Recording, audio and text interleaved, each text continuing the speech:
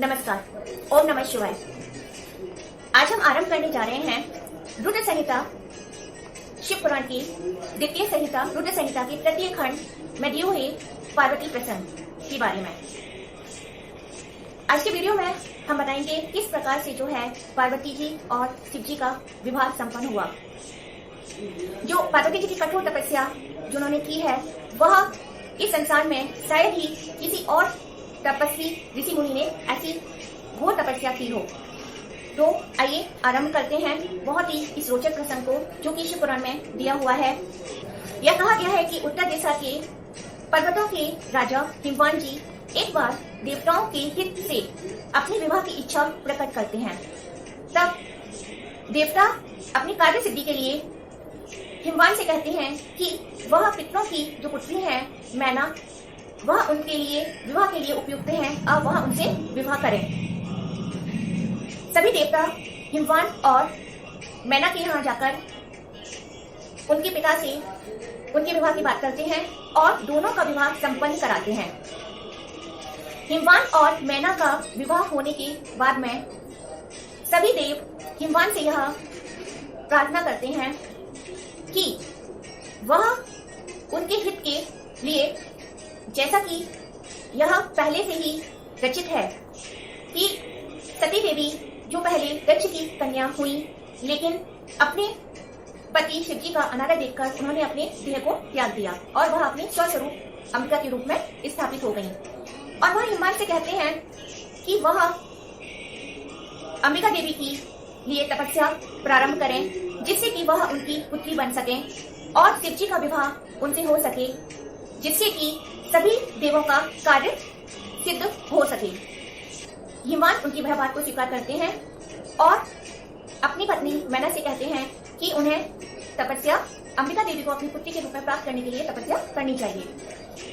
मैना 27 वर्षों के लिए अंबिका देवी की तपस्या करती हैं और 27 वर्ष व्यतीत होने के बाद अंबिका देवी प्रकट होती हैं और वह उनसे वर प्राप्त करने के लिए कहती हैं।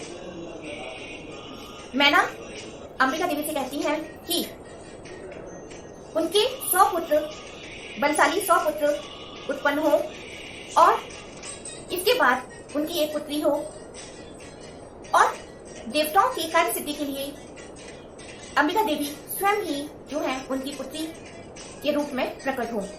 इससे पहले जो है सभी देवता भी अंबिका देवी के पास जाते हैं और वह उनसे यह प्रार्थना करते हैं कि मैं वह दक्ष की कन्या हुई और वह अपने स्वरूप में स्थापित हो गई।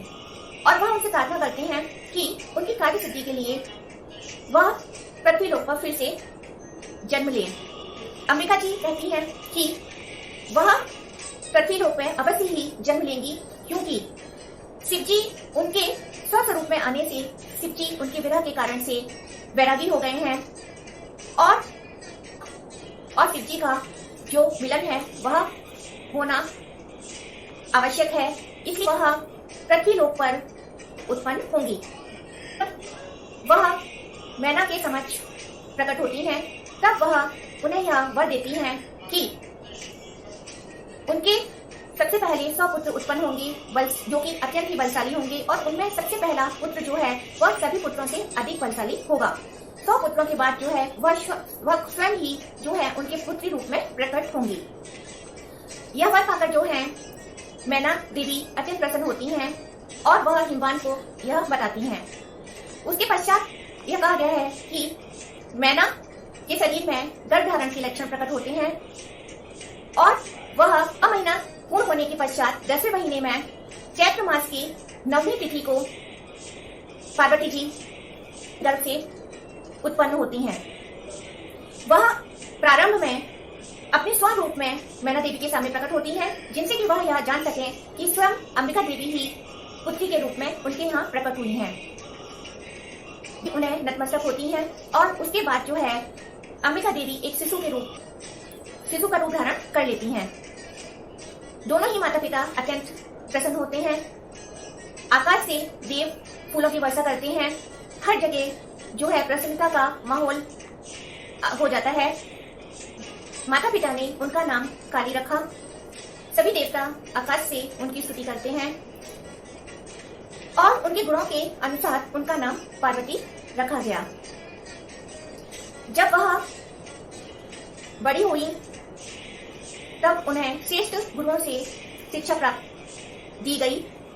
इसी बीच में एक बार नारद मुनि मैना के घर पधारते हैं। तब माता पिता के कहने से का हाथ देखकर बताएं कि उनके भविष्य में क्या लिखा हुआ है। नारद जी पार्वती जी का हाथ देखते हैं और कहते हैं कि यह सर्वगुण संपन्न कन्या है, शुभ लक्षणों से युक्त है। और वह यह आगे कहते हैं कि उन्हें पति के रूप में एक ऐसे पति प्राप्त होंगे जो कि ना कोई घर होगा, ना जिनका कोई कुल का पता होगा, वह निर्विकार होंगे, अमंगल रूप धारण करने वाले होंगे। सुनकर माता पिता के मन को ठेस पहुंचती है और वह यह कहते हैं कि वह कैसे भी जो यह विधि में लिखा हुआ है वह कैसे भी टल जाए, ऐसा कुछ नारद मुनि उन्हें सुझाव दें। नारद मुनि लीला अनुसार कहते हैं आगे कि हाँ, एक समाधान है कि जो भगवान शंकर हैं वह इन सभी गुणों को धारण करते हैं और वह सर्वशक्तिमान है, ईश्वर है। यदि आपकी पुत्री उन परमेश्वर के लिए तपस्या करें तब यह बहुत ही उपयुक्त बात होगी। तब भगवान शंकर जो है आपकी पुत्री पति के साथ परिग्रहण है। यह सब सुनते हुए माता पिता कहते हैं कि यह उन्होंने सुन रखा है कि भगवान शिव ने यह है कि वह अलावा किसी और से विवाह नहीं करेंगे। तब नारद मुनि उनका संशय को मिटाते हुए कहते हैं कि उनकी पुत्री ही अंबिका देवी हैं, जो पिछले जन्म में सती के रूप में प्रकट हुई थी और इस जन्म में वह उनकी पुत्री पार्वती हैं। यह सब सुनकर जो है मैना और हिमवान अत्यंत प्रसन्न होते हैं। नारद मुनि अपने लोक को लौट जाते हैं। जब भगवान शिव को यह पता चलता है कि पार्वती जो अंबिका का स्वरूप है वह पृथ्वीलोक पर उत्पन्न हुई है, तब वह उनको प्रत्यक्ष देखने की अभिलाषा से वह गंगोत्री के धाम पर हिमालय के पर्वत पर जाते हैं तपस्या करने के लिए। जब पार्वती जी के पिता हिमवान को यह बात पता चलती है तो वह स्वयं उस पर्वत पर भगवान शिव के दर्शन करने के लिए जाते हैं कि वह उनकी सेवा करने के लिए इच्छुक हैं। तब भगवान शिव कहते हैं कि वह सिर्फ एकांतवास में तपस्या करना चाहते हैं, तो कोई भी अन्य व्यक्ति यहाँ पर न आए। यह आश्वासन देते हैं कि ऐसा ही होगा और उसके पश्चात वह घर जाते हैं और वह पुत्री पार्वती को लेकर उस पर्वत पर जाते हैं। शिव जी से यह प्रार्थना करते हैं कि वह और उनकी पुत्री अपनी सखियों के साथ में उनकी सेवा कर सकें। तब जो है वह उनकी पत्नी की तरफ दृष्टिपात करते हुए हिमवान से यह कहते हैं कि वह अकेले ही उनके दर्शन के लिए यहाँ पर आए, अपनी पुत्री को वह घर पर ही रखें। हिमवान आगे पूछते हैं कि आखिर उनकी पुत्री वह नहीं कर सकती हैं, क्या कोई अपराध हुआ है उनसे? तब भगवान शिव कहते हैं कि आपकी पुत्री जो है वह सर्वगुण संपन्न है, सुंदर है और उन्हें अपनी कन्या को घर पर ही रखना चाहिए, क्योंकि एक तपस्वी के लिए एक अलग रहना ही श्रेष्ठतर है, क्योंकि स्त्री का संग जो है वह विघ्न उत्पन्न करता है। इसलिए जो है वह यह नहीं चाहते हैं कि उनकी पुत्री यहाँ पर उनकी सेवा करें। तो पार्वती जी सांख्य मत के अनुसार कहती हैं कि यदि वह प्रकृति से परे हैं तो उन्हें उनके समीप होने से कोई भी समस्या नहीं होनी चाहिए और उनके तपस्वी होने का गुण है कि वह प्रकृति के समीप होने पर भी वह संन्यास में संलग्न रहे और जो उनकी वाणी है पति के द्वारा वह तपस्या कर रहे हैं वह सब जो है प्रकृति का ही स्वरूप है। जब इस प्रकार से सांख्य मत का जो है पार्वती देवी शिव जी से कहती हैं, तब शिव जी उन्हें यह कि वह शास्त्रोक्त विधि के अनुसार और सांख्य मत के अनुसार जो है वह उनकी सेवा कर सकती हैं। इसके पश्चात जो है पार्वती देवी अपनी सखियों जया और विजया के साथ में प्रतिदिन शिव जी की सेवा किया करती थी। वह शिव जी को स्नान, फल फूलों से उनकी अर्चना, हर प्रकार से उनके लिए मन से उनकी तपस्या करने लगी। इस तरह से काफी दिन व्यतीत हो गए, परंतु जो शिव जी हैं उनका जो मन है वह पार्वती जी के प्रति आसक्त नहीं होता है। तब यह कहा गया है कि शिव जी अपने ध्यान से बाहर आकर शिव जी की सेवा से अत्यंत प्रसन्न होते हैं, परंतु वह यह मन ही मन सोचते हैं कि जब तक पार्वती जी के अंदर अहंकार का भाव नहीं रहेगा तभी जो है वह उनको पूर्ण रूप से जो है उन्हें स्वीकार करेंगे और उनसे परिग्रहण करेंगे। इसके बाद जो है सभी देव जो हैं वह ब्रह्मा जी के पास जाते हैं और तारकासुर से आतंकित हुए अपनी व्यथा को सुनाते हैं। विष्णु जी सभी एकत्रित होते हैं और ब्रह्मा जी उनसे सभी देवों को यह बताते हैं कि उन्हीं के वर को पाकर तारकासुर जो है वह इतना बलशाली हो गया है और तारकासुर को यह वर प्राप्त है कि वह शिव जी के वीर से उत्पन्न हुए बालक के द्वारा ही उसका विनाश संभव है और किसी अन्य देव या किसी अन्य के द्वारा वह उसकी मृत्यु नहीं हो सकती। इसलिए वह यह प्रयास करें कि शिव जी और पार्वती जी का विवाह हो सके। तब इंद्रदेव जो है कामदेव जी का स्मरण करते हैं।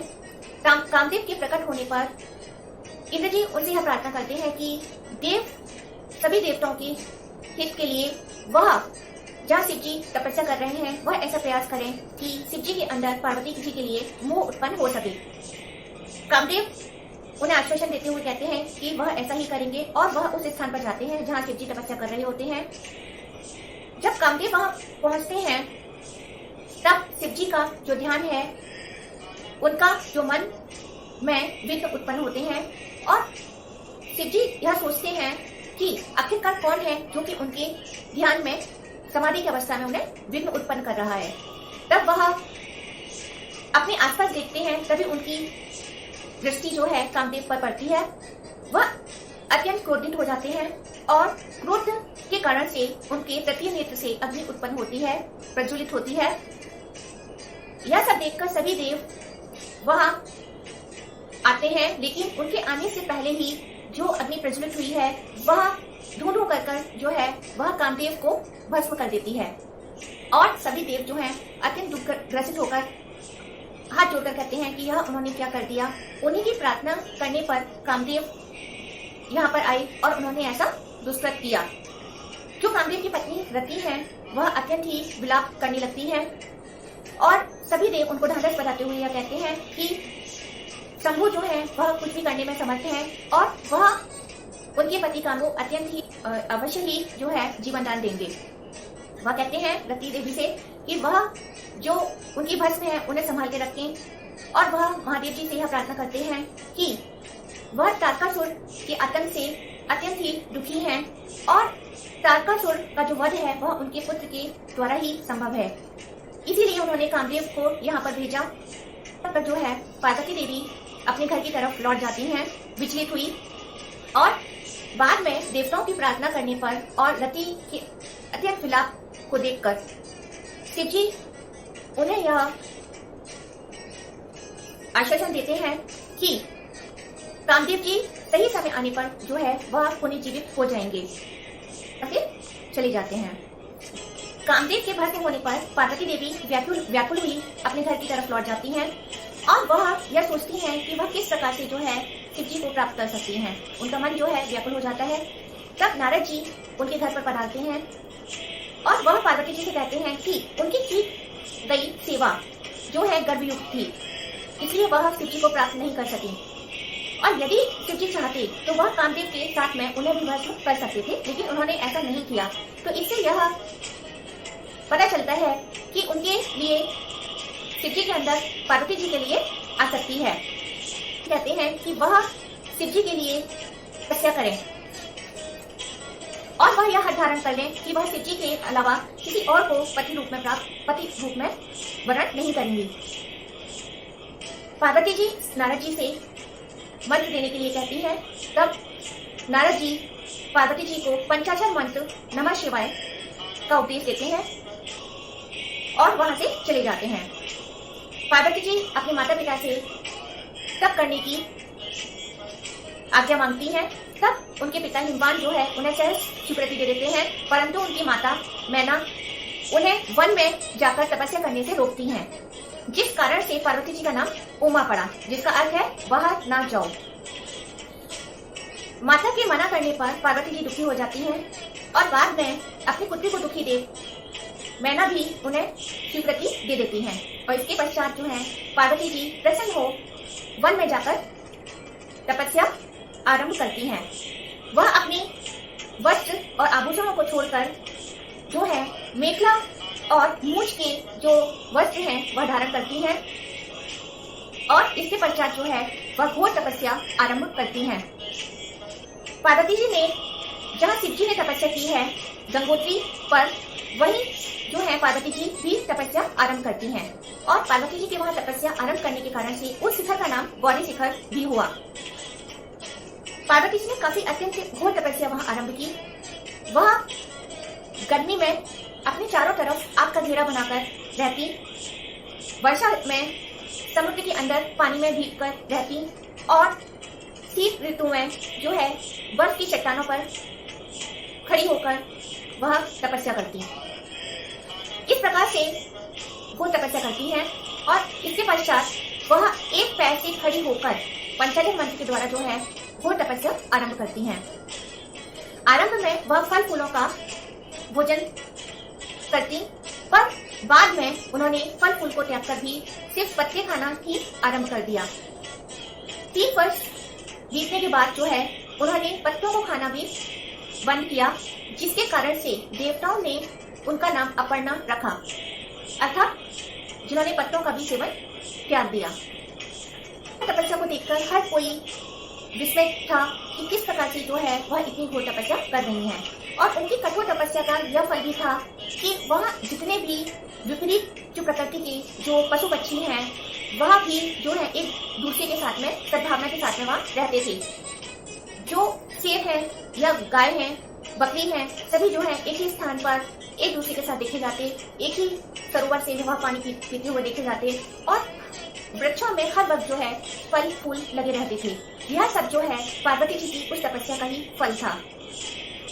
इस प्रकार से पार्वती जी के कठोर समय व्यतीत होने के बाद भी शिव जी के प्रकट न होने पर पार्वती जी के माता पिता वहाँ पधारते हैं और वह पार्वती जी को समझाते हैं कि वह अपना हट को त्याग दें और वापस से घर चलें।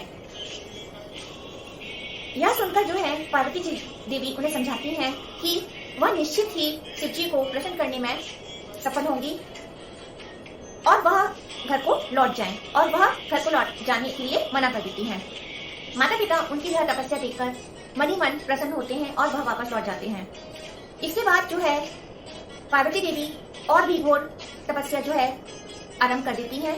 देव ब्रह्मा जी और विष्णु जी के पास जाकर तारकासुर से पीड़ित हुए अपनी व्यथा को बताते हैं। तब विष्णु जी देवताओं से कहते हैं कि वह शिवलोक में जाकर शिव जी से प्रार्थना करें, उन्हीं के विवाह संपन्न से जो है यह कार्य सिद्ध हो सकता है।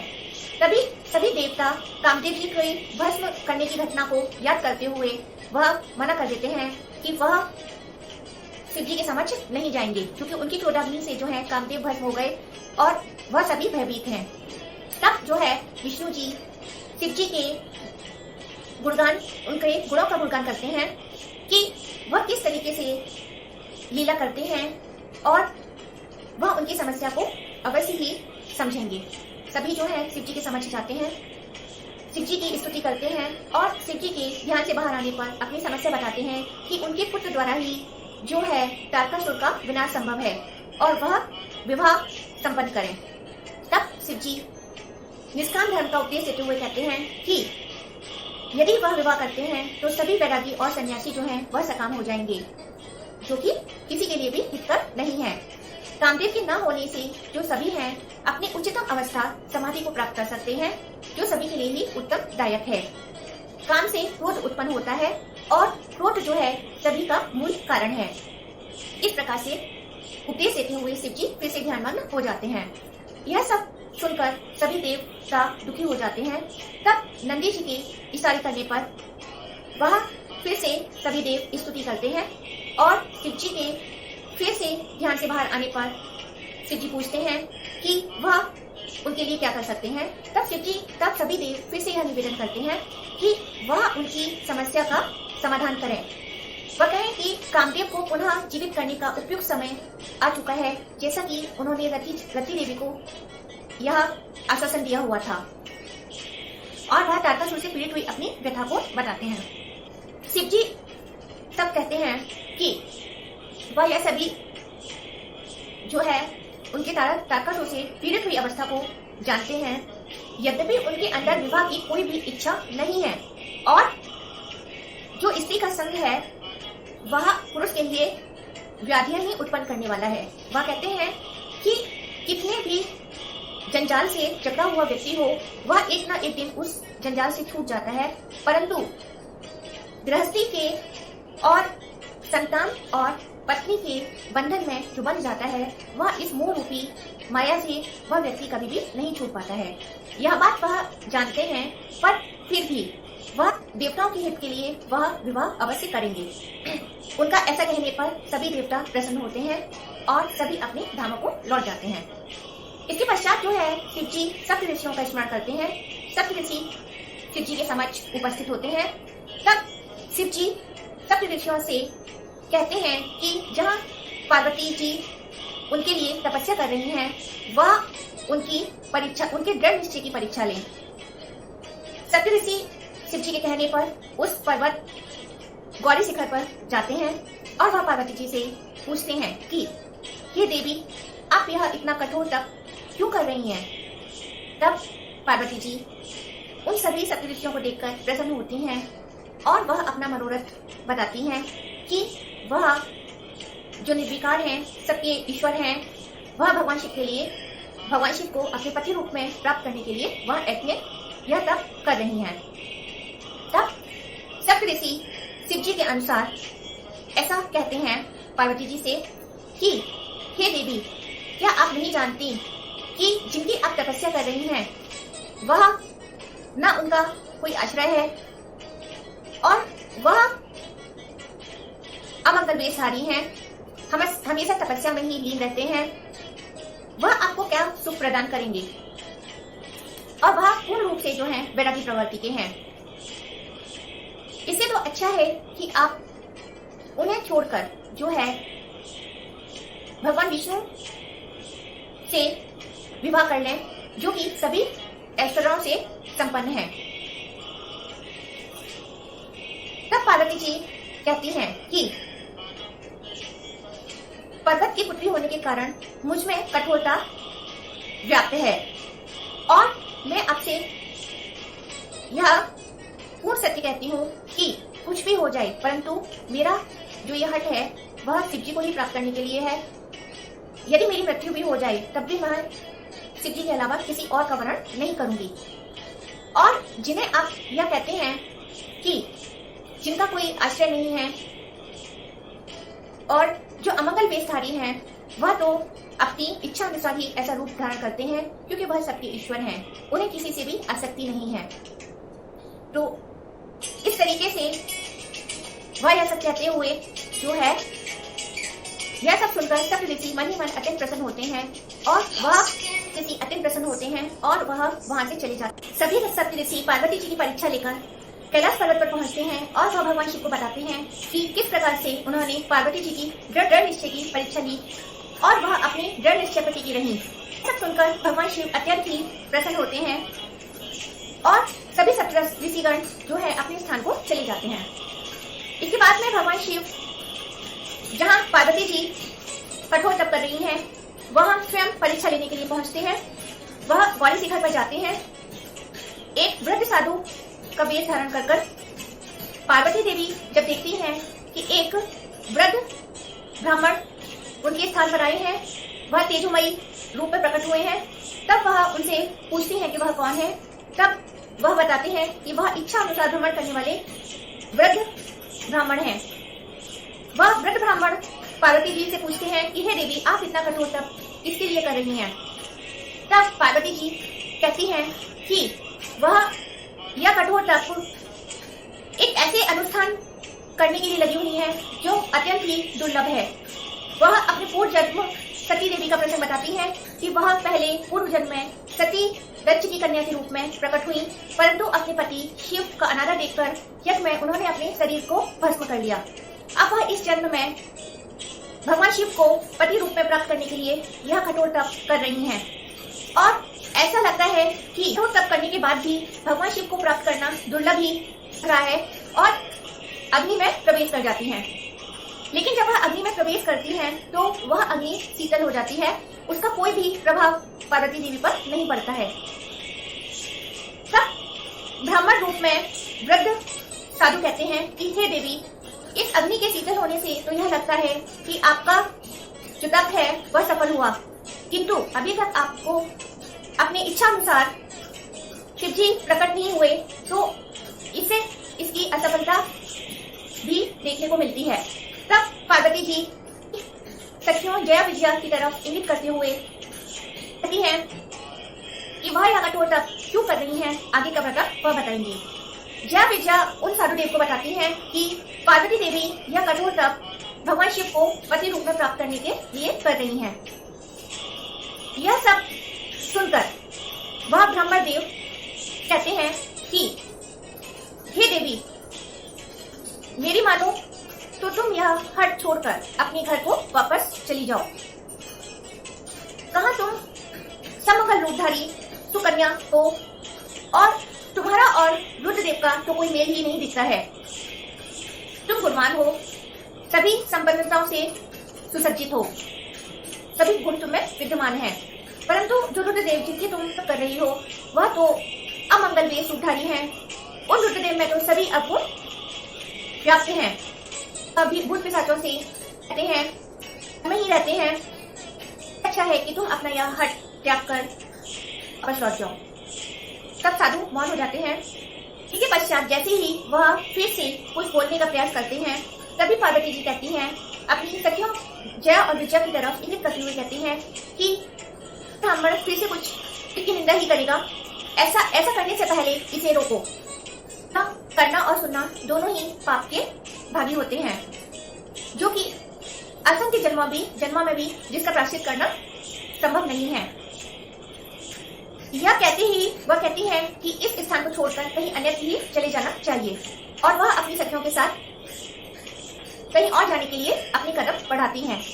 जैसे ही वह अपने कदम बढ़ाती हैं, तभी भगवान शिव अपने रूप में प्रकट होते हैं और वह पार्वती जी का हाथ पकड़कर कहते हैं कि हे देवी, आप मुझे माफ करें।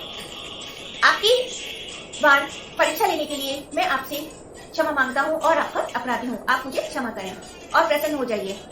भगवान शिव को देखते ही पार्वती देवी अत्यंत प्रसन्न हो जाती है और वह उनसे कहती हैं कि यदि वह प्रसन्न है तो वह फिर से वह विवाह करें, वह उनसे सीधे विवाह करें। वह पार्वती जी शिव जी से कहती हैं कि पूर्व जन्म में जो उनका विवाह का संस्कार हुआ वह शास्त्रोक्त विधि से नहीं हुआ, जिसमें ग्रहों की पूजा नहीं हुई, और वह यह आग्रह करती हैं कि इस बार उनका विवाह शास्त्रोक्त विधि से ग्रहों के पूजन के द्वारा किया जाए। और वह यह प्रार्थना करती हैं कि भगवान शिव उनके घर जाकर उनके पिता हिमवान से उनका हाथ मांगे और उनके पिता को दाता बनने का सौभाग्य दें और स्वयं याचक बने। भगवान शिव पहले पार्वती जी को समझाने का प्रयास करते हैं कि वह स्वयं जो है निर्विकार और वह प्रकृति देवी है और उनके लिए यह शास्त्रोक्त विधि अनिवार्य नहीं है, परंतु पार्वती जी की पुनः इच्छा पर वह स्वीकृति देते हैं कि वह ऐसा ही करेंगे। इसके पश्चात जो है वह अंतर्धान हो जाते हैं और पार्वती देवी अपने घर की तरफ लौटने लगती हैं। माता पिता और भाई जब पार्वती देवी के आगमन का समाचार सुनते हैं तो वह प्रसन्न होकर वह उन्हें हैं और इसके पश्चात पार्वती जी अपने घर में आ जाती हैं। हैं और पिता हिमवान गंगा स्नान के लिए जाते हैं। घर में माता मैना है, तभी एक नटधारी रूप भिक्षुक वहां पधारते हैं और वह अनेक नट लीलाएं करते हैं जो सभी को प्रसन्न करने वाली है। पार्वती जी की माता मैना उन भिक्षुक को एक आभूषण देती है, परंतु वह नट रूपधारी भिक्षुक उन्हें लेने से मना कर देते हैं और कहते हैं कि उन्हें भिक्षा में उनकी पुत्री चाहिए। यह सुनकर मैना अत्यंत क्रोधित होती है। तभी वहां पिता हिमवान आते हैं और वह भी उन भिक्षुक से पूछते हैं कि वह क्या चाहते हैं। तब वह नट रूपधारी भिक्षुक कहते हैं कि उनकी पुत्री उन्हें भिक्षा के रूप में चाहिए। तब पिता हिमवान भी अत्यंत क्रोधित होकर अपने सेवकों से कहते हैं कि वह उन नट रूपधारी को बाहर निकालें, लेकिन कोई भी सेवक उन्हें बाहर निकालने में सफल नहीं हो पाता है। और इसके पश्चात वह नट रूपधारी जो हैं अनेक लीलाएं करते हैं। उनमें ब्रह्मा जी, विष्णु जी, पार्वती जी और अनेक देव जो हैं उनके रूप में दिखते हैं। और इसके पश्चात जो है यह लीलाएं करते हुए वह अंधधान हो जाते हैं। उनके जाने के बाद माता पिता को यह ज्ञान होता है कि वह कोई और नहीं, साक्षात भगवान शिव ही यहाँ प्रकट हुए थे। इसके पश्चात भगवान शिव हिमवान के यहाँ एक ब्राह्मण के रूप में जाते हैं। जब वह उनके द्वार पर पहुंचते हैं तब हिमवान उनका आदर सत्कार करते हैं। तब वह वृद्ध ब्राह्मण कहते हैं कि मुझे ज्ञात हुआ है कि आप अपनी पुत्री का विवाह रुद्रदेव से करने वाले हैं। तब हिमवान जी कहते हैं कि हाँ, आपने सही सुना है। तब वह ब्राह्मण कहते हैं कि कहाँ आपकी पुत्री सभी गुणों से संपन्न है और आप उसका अपनी पुत्री को सौंप रहे हैं, यह तो मुझे अनुचित दिखाई देता है। वह आगे कहते हैं कि उनके पास ना तो धन है, ना उनका कोई आश्रय स्थान है और वह वैरागी प्रवृत्ति के हैं, तो आपकी पुत्री को कैसे सुख प्राप्त होगा। इसके बाद वह वहां से चले जाते हैं। इन सभी बातों का माता मैना पर अतिरिक्त प्रभाव पड़ता है और वह हठ धारण कर लेती हैं कि वह अपनी पुत्री का विवाह भगवान शिव के साथ नहीं करेंगी। तो यह पता चलता है। तब वह सप्तऋषियों का स्मरण करते हैं और सप्तऋषियों और अरुंधति सहित वह हिमवान के घर जाते हैं। माता मैना को भवन में जा चुकी माता मैना भवन में है। तब अरुंधति वहां पहुंचकर उनके समक्ष पधारती हैं।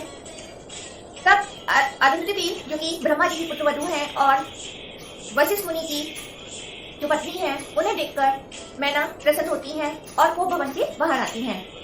वह सभी सप्तऋषियों के समक्ष बैठी हैं। तब सप्तऋषि समझाते हुए माता पिता को कहते हैं कि हर जन्म में भगवान शिव और अंबिका देवी ही पति पत्नी होते हैं, यह विधि का विधान है। भगवान शिव निर्विकार हैं, सबके ईश्वर हैं। वह अनेक लीलाएं प्रकट करते हैं और वह अपनी पुत्री का हाथ भगवान शिव को सौंप दें। इस पर पिता हिमवान बोलते हैं कि उन्होंने ऐसा ही सोचा हुआ था, परंतु जो ब्राह्मण उनके द्वार पर आए, उन्होंने जो बात कही उससे उनका मन बदल गया है और अब वह स्वयं भी नहीं चाहते कि वह अपनी पुत्री का हाथ भगवान शिव के हाथ में दे। और उनकी माता ने तो यह हाथ धारण कर लिया है कि वह कैसे भी भगवान शिव को अपनी पुत्री नहीं देंगी। सभी सप्तऋषि उन्हें समझाते हुए कहते हैं कि आपकी पुत्री ने कठोर तप भगवान शिव को ही पति रूप में प्राप्त करने के लिए किया है और भगवान शिव ने उन्हें यह वर दिया है कि वह उन्हें पत्नी के रूप में स्वीकार करेंगे। प्रण के मुताबिक जो है उन्हें अपनी पुत्री को भगवान शिव को ही देना चाहिए। वह कहते हैं कि जो कुबेर जो धन के स्वामी हैं, वह भगवान शिव के किंकर मात्र हैं। तो कौन कह सकता है कि भगवान शिव जो हैं वह धनहीन है या वह दुख है। वह तो सबके ईश्वर हैं और वह सर्वव्यापी हैं। वह सप्तऋषियों और अरुंधति के समझाने पर माता पिता को ज्ञान होता है। तब पिता हिमवान अपने परिवार के समक्ष यह पूछते हैं कि उन्हें क्या करना चाहिए। तब सभी कहते हैं कि उनकी पुत्री ने भगवान शिव को प्राप्त करने के लिए ही इतना कठोर तप किया है और इसलिए उन्हें अपनी पुत्री को भगवान शिव को सौंप देना चाहिए। तब पिता हिमवान यह निश्चित करते हैं कि और सभी ऋषियों से कहते हैं कि वह अपनी पुत्री का विवाह भगवान शिव के साथ ही करेंगे। तब सभी सप्तऋषिगण 7 दिन के बाद पश्चात जो है वह शुभ लग्न और मुहूर्त में यह निश्चित करते हैं कि उसी विवाह श्रेष्ठकर रहेगा। सभी सप्तऋषिगण वहां से चले जाते हैं और पिता हिमवान गर्ग जी को, जो कि उनके पुरोहित हैं, वह उन्हें बुलाते हैं और वह उनसे लग्न लिखवाते हैं और भगवान शिव का तिलक करने के लिए जाते हैं। इसके पश्चात सभी सप्तऋषिगण कैलाश पर जाकर भगवान शिव से सारा वृत्तांत बताते हैं और विवाह की तैयारियां आरंभ करने के लिए कहते हैं। तब भगवान शिव नारद जी का स्मरण करते हैं। नारद जी पधारते हैं और वह कहते हैं कि वह सभी को विवाह के लिए आमंत्रित करें। नारद जी सभी देव, विष्णु जी, ब्रह्मा जी और अग्निदेव और ऋषि मुनि को विवाह के लिए आमंत्रित करते हैं और इसके पश्चात विवाह के दिन ब्रह्मा जी, विष्णु जी, भगवान शिव के साथ में अन्य ऋषिगण, देवता, भूत पिशाच, सभी गण, वह सब वह बारात लेकर हिमवान के नगर की तरफ चलते हैं। जब बारात नगर के निकट पहुंचती है तब हिमवान को यह समाचार मिलता है कि भगवान शिव की बारात समीप आ चुकी है। तब वह स्वागत करने के लिए वहां जाते हैं और नारद जी हिमवान के घर पहुंचते हैं। वह पार्वती जी और माता मैना से मिलते हैं। तब माता मैना भगवान शिव को देखने के लिए अत्यंत उत्सुक है। वह मन ही मन सोचती है कि मेरी पुत्री ने जिन्हें पति रूप में प्राप्त करने के लिए इतना कठोर तप किया है, मैं देखना चाहती हूँ कि वह भगवान शिव देखने में कैसे लगते हैं। भगवान शिव माता मैना की मनोदशा जानकर वह एक लीला रचते हैं। वह सभी देवताओं, ऋषि मुनियों से कहते हैं कि वह सभी हिमवान के यहाँ अलग अलग प्रस्थान करें। सभी ऐसा ही करते हैं और भगवान शिव स्वयं सबसे पीछे चलते हैं। हिमवान के द्वार पर सभी देवता, ऋषि मुनि आते हैं। जब रूपवान देवता भगवान हिमवान के द्वार पर आते हैं तब माता मैना नारद जी से कहती हैं, क्या यह भगवान शिव हैं? तब नारद जी कहते हैं कि नहीं, यह भगवान शिव नहीं, उनके सेवक हैं। तब माता मैना सोचती हैं कि जब भगवान शिव के सेवक ही इतने रूपवान हैं तो भगवान शिव कितने सुंदर होंगे। और वह अपनी सराहना करते हुए सोचती है कि मैंने कितनी गुणवान पुत्री को जन्म दिया है। इसके पश्चात जो है अन्य देव पधारते हैं और इसी बीच में भगवान विष्णु द्वार पर आते हैं। तभी माता मैना उत्सुकता से कहती हैं कि इसमें तो संशय नहीं है कि यह तो भगवान शिव ही हैं। तब नारद जी कहते हैं कि नहीं, यह तो श्री हरि हैं। और फिर माता मैना और भी प्रसन्न होती हैं कि अपने जीवन का सराहना करती हैं। वह कहती हैं कि उनका जीवन सफल हो गया, जो भी उनकी पुत्री ने ऐसे सर्वत्र और भगवान शिव को पति रूप में प्राप्त करने के लिए जो इतनी कठोर तपस्या की। वह जैसे ही ऐसा कहती है तभी भगवान शिव वहां आ जाते हैं और जब वह आते हैं अपनी गणों के सहित तभी नारद जी कहते हैं कि यह साक्षात भगवान शिव हैं जिनके लिए उनकी पुत्री ने इतना कठोर तप किया है। मैना देखती है भगवान शिव को और उनके साथ में अन्य रुद्रगणों को और भूत पिशाचों को, जो कि सभी ऐसे वेश में थे, जो भयंकर रूप में थे, विकराल थे, जिनमें से किसी के सर नहीं था, किसी का सर उल्टा लगा हुआ था, किसी के सिर्फ एक ही आंख थी। इस तरीके से सभी विचित्र आकृति में थे और विकराल थे। उन सभी का रूप देखकर और उन सभी को देखकर मैना भय से कांपने लगती हैं और वह मूर्छित हो जाती हैं। कुछ समय बाद जब उन्हें होश आता है तब वह विलाप करते हुए कहती हैं और अपनी पुत्रियों की निंदा करते हुए कहती हैं कि तेरे रूप को और तेरी पुत्री को धिक्कार है जो तूने ऐसे वर को प्राप्त करने के लिए इतनी कठोर तपस्या की, जहाँ इतने अन्य श्रेष्ठ कर भी थे, पर तूने उन छोड़कर ऐसे वर के लिए कठोर तप किया जो देखने में भयंकर हैं। इसके पश्चात वह सभी अन्य देवताओं को, नारद जी को और अपने आप को और स्वयं को भी धिक्कारती हैं और विलाप करने लगती हैं। तब नारद जी आते हैं मैना के पास में और वह उन्हें समझाते हुए कहते हैं कि भगवान शिव रूपवान है, यह तो उनकी लीला है। परंतु मैना नारद जी को फटकारते हुए कहती है कि वह वहां से चले जाएं और वह क्रोध में उन्हें डांटती है और कहती है कि वह वहां से चले जाएं। इसके पश्चात पार्वती जी समझाती हैं अपनी माता को कि आप तो धर्म का अनुसरण करने वाली हैं, परंतु अब आपको ऐसा क्या हो गया जो आप धर्म के विपरीत हो रही हैं। भगवान शिव तो सबके ईश्वर हैं और वह मंगलकारी हैं, वह काफी रूपवान हैं। पिता हिमवान भी मैना को समझाते हैं कि शिव अनेक रूप धारण करते हैं और यह सब उनकी लीला मात्र है।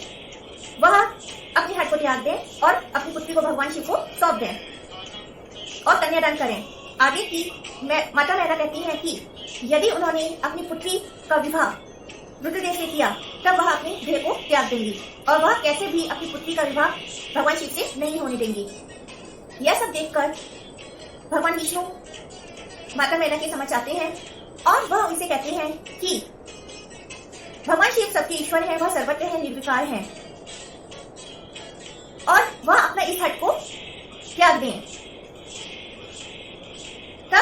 तब भी मैना जो है भगवान विष्णु की बात को भी नहीं मानती, लेकिन इसके पश्चात उनमें यह ज्ञान उत्पन्न होता है कि वह भगवान शिव के महत्व को समझती हैं और इसके पश्चात वह भगवान विष्णु की बात को सुनकर कहती हैं कि भगवान शिव का रूप विकराल है और वह अत्यंत भयंकर है, मैं अपनी पुत्री का हाथ भगवान शिव को नहीं दूंगी। तब भगवान विष्णु उन्हें समझाते हुए कहते हैं कि सर्वत्र है, निर्विकार है, सबके ईश्वर है, वह अनेक लीलाएं करते हैं, यह सब प्रकृति उन्हीं के अधीन है और उनकी पुत्री ने द्वारा ही उन्हें प्राप्त करने के लिए कठोर तप किया है।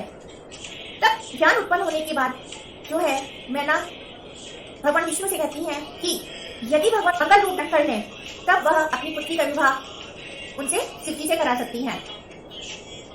यह सब सुनकर सभी देव और भगवान विष्णु शिवजी से प्रार्थना करते हैं कि वह अपने मंगलकारी रूप को धारण करें और इसके बाद में भगवान शिव दिव्य रूप धारण करते हैं, जिसे देखकर हर कोई जो है हट रह जाता है, सभी आश्चर्यचकित हो जाते हैं और स्वयं मैना भी उनके रूप को देखकर कहती हैं कि हाँ, मुझे क्या हो गया जो मैंने आपकी इतनी अक्षम्य निंदा की, मैं आपको पहचानने में समर्थ ना हो पाई और आप तो मेरा जीवन सफल, आपको देखकर मेरा जीवन सफल हो गया।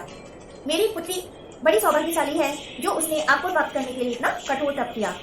सभी वहां के स्त्री पुरुष भगवान शिव की उस रूप को देखकर प्रशंसा करते हैं और सभी कहते हैं कि पार्वती ने जो इतना कठोर तप किया उसने भगवान शिव को प्राप्त करके अपनी मनोरथ को पूर्ण कर लिया। इसके पश्चात सभी प्रसन्न हुए विवाह की आगे की विधि को बढ़ाते हैं, विवाह संपन्न कराते हैं और शास्त्रोक्त विधि के अनुसार विष्णु जी भगवान शिव से कहते हैं कि वह अपने विवाह का संस्कार इस प्रकार से शास्त्रोक्त विधि से करें, ग्रह सूत्र अनुसार के अनुसार करें, जिससे कि वह रीति इस लोक में है। और इसके बाद जो है हिमवान भगवान शिव से मंडप में उनसे उनका गोत्र पूछते हैं। गोत्र पूछने पर भगवान शिव वह चुप रहते हैं। भगवान शिव के निरुत्तर होने पर नारद जी हिमवान से कहते हैं कि आपने यह कैसी उपहासजनक बात करी। भगवान शिव का गोत्र, कुल और जन्म तो स्वयं ब्रह्मा जी और विष्णु जी भी नहीं जानते, तो अन्य की तो बात ही क्या है। वह कहते हैं कि वह निर्विकार, सर्वत्र और स्वतंत्र ईश्वर हैं। उनका कोई गोत्र न होते हुए भी वह उत्तम गोत्र के हैं और उनका कोई कुल न होने पर भी वह उत्तम। नारद जी कहते हैं कि शिव है वह नादमय है और जो नाद है वह भगवान शिव ही है, दोनों में कोई अंतर नहीं है, तो इसलिए भगवान शिव का गोत्र नाद है। यह सुनकर हिमवान प्रसन्न होते हैं और वह भगवान शिव से कहते हैं कि मैं अपनी पुत्री आपको देता हूँ और आप मेरे इस कन्यादान को स्वीकार करें। वह इस मंत्र के द्वारा शिव को अपनी पुत्री सौंपते हैं। इमां कन्याम तुभ्यं ददामि परमेश्वर, भयार्थ परिग्रहण शीर्ष प्रसिद्ध सकलेश्वर। इसके पश्चात बाकी शास्त्रोक्त विधि से संस्कार होते हैं। अग्नि में पार्वती जी और भगवान शिव आहुतियां देते हैं और इसके पश्चात परिक्रमा करते हैं अग्नि की और भगवान शिव पार्वती जी की मांग में सिंदूर भरते हैं। इस प्रकार से यह विवाह संपन्न होता है और इसके बाद सभी सुमंगल दान करते हैं। भगवान शिव जितने भी सुमंगल दान है वह सभी को देते हैं और इसके बाद जो है गठबंधन का मंगली कार्यक्रम होता है, जिसमें रति देवी इस बीच आती हैं और वह भगवान शिव से कहती हैं कि यहाँ सभी जो हैं प्रसन्न हैं केवल उनको छोड़कर। वह अपने पति कामदेव के न होने से दुखी हैं और वह विलाप करते हुए कहते हैं कि वह इस सुमंगल अवसर पर उनके पति को पुनः जीवन दें। सभी देवियां भी शिव जी से यह प्रार्थना करती हैं कि वह कामदेव जी को पुनः उत्पन्न करें, फिर से जीवन दान दें। और रति देवी कामदेव जी की भस्म को भगवान शिव के आगे रखती हैं। तब भगवान शिव प्रसन्न हो वह कामदेव जी को पुनः जीवित करते हैं। दोनों पति पत्नी रति और कामदेव जी भगवान शिव को प्रणाम करते हैं और भगवान कामदेव जी और कामदेव भगवान शिव से अपने अपराध के लिए क्षमा याचना करते हैं।